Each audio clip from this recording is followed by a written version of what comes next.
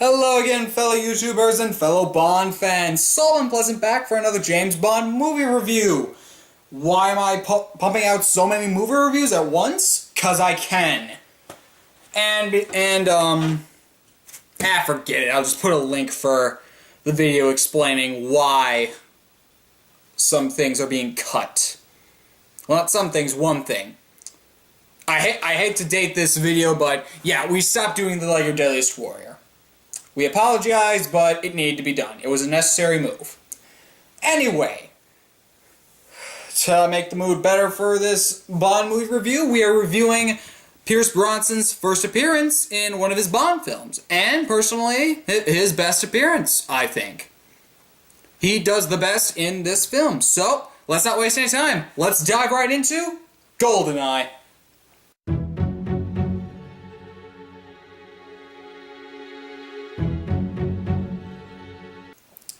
So, and pardon me while I drink through most of this video. I need to make sure that I stay very hydrated. Anyway, let's start with story. So, this story is amazing. Mainly because it's original. Basically, the plot involves around a group named Janus hijacks a satellite that the Russians had made by the name of GoldenEye, and it's basically an EMP satellite, which destroys all computers in the area of which it fires its laser from. Sounds pretty typical, but it's EMP, making it original. And they're basically going to use this satellite to pretty much EMP most of Britain, steal all of Britain's money, all of it, not just from one bank. The entire economy of Britain will collapse because they've stolen all this money, and basically they won't be able to trace it back to Janus because of the EMP. And considering the head of Janus, this makes this story very original, and it's one of the best Bond film stories. It's really good. And apologies if this review is shorter than the others, because you can't... How many times can you say, this is really good? It gets boring after a while. So, not much to say here. I give story a star. It's a very original story. Not much else to say there.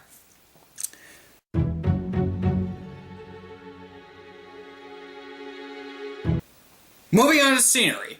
Scenery is again phenomenal because everything looks nice. The scenes in Russia look nice. The part where they're hijacking the helicopter, that looks nice. The part where the Bond villain and James Bond interact is nice. The tank scene is nice. The whole jungle is nice. The final boss scene is nice. Everything just looks really good. So, I give scenery a star because scenery is phenomenal.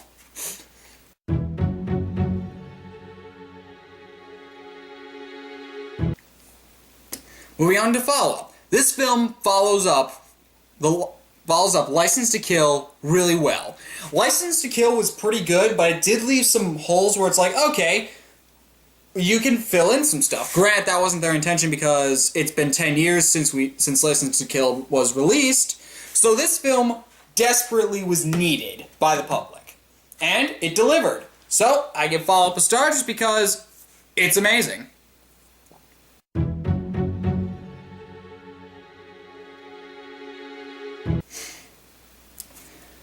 Theme song. I really like this theme song. It's up there where Goldfinger is. It's not one of my personal favorites, but it's still up there with Goldfinger, where it's just really good and really catchy. So, I give theme song a star because, again, theme song is really good.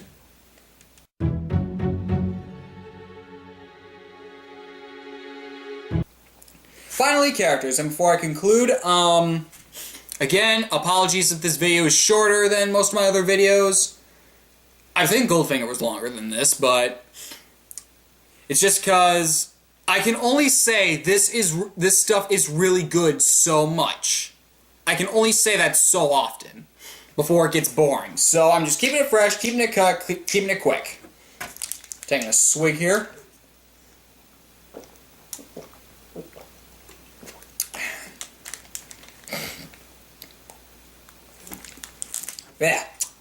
Yeah. Anyway, characters. Pierce Brosnan does great as Bond. Pierce Brosnan is my second favorite James Bond. The only one who does better, Sean.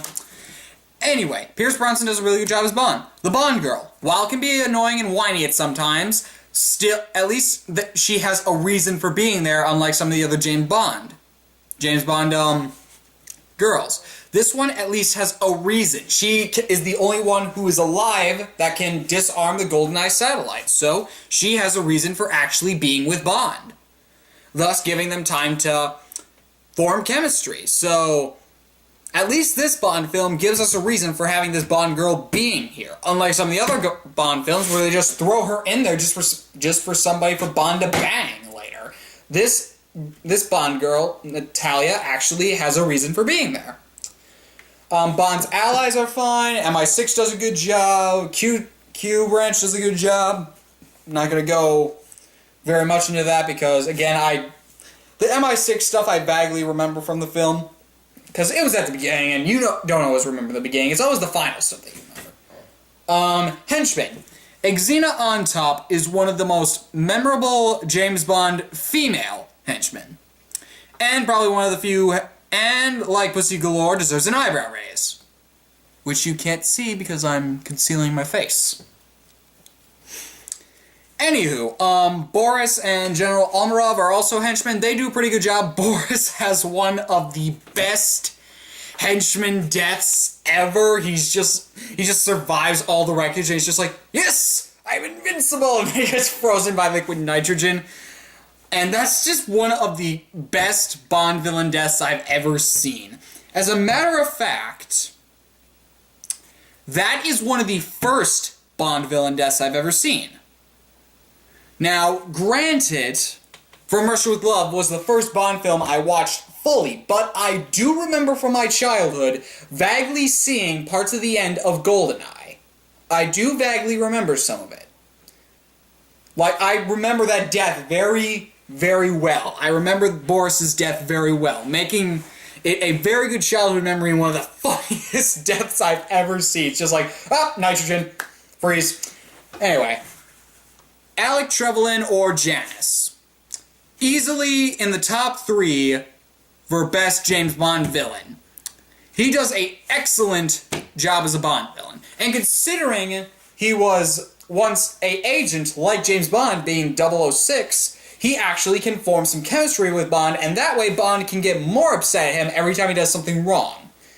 And in the end, when they're fighting, it looks like Bond might want to save him, but at the same time, it's just like, yeah, probably not the smartest idea. And they have some of the best quotes during the final boss scene where Alec is about to fall and Bond is holding on by his shoe, and Alec's just like, for England, James? And Bond just responds, no, for me. Just lets him fall. That is one of the best banter. The only banter that I think was even close to this, if not better, would be Goldfinger. You know, now I think about, why is it that films that have gold, why is it Bond films that have gold in its name oftentimes do really well? Why is that? Anyway, so I give characters a star because there's just, all the characters do well. They all do great. So, characters, star.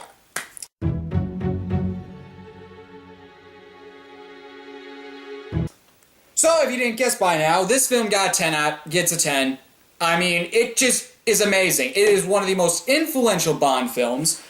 Only other one that can even compare to that is Goldfinger, so those two butt heads often. Now, granted, I personally would kind of prefer Goldfinger over GoldenEye. GoldenEye still does a really good job, especially with the tech. Pierce Brosnan does a good job. The story's really good. Everything about GoldenEye is really good. And I can understand why some people would consider it their favorite film. I can understand that, because it's a really good film.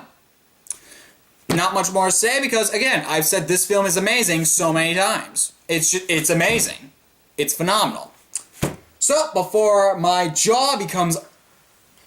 throat swells up or something from saying it's amazing too many times, this has been Salt and Pleasant. What's next time?